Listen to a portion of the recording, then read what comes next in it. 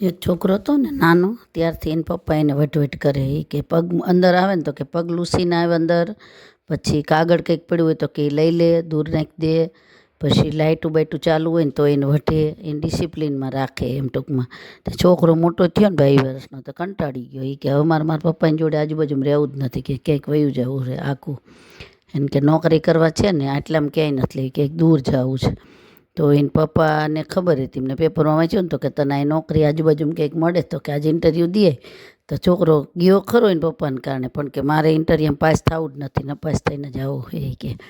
તો હજુ તો બધા છોકરાઓ કેટલા બધા કે અહીં બધાને ફેલ જ કરે. તો છોકરો રાજી થયો કે આપણે સારું ફેલ થશું એમ.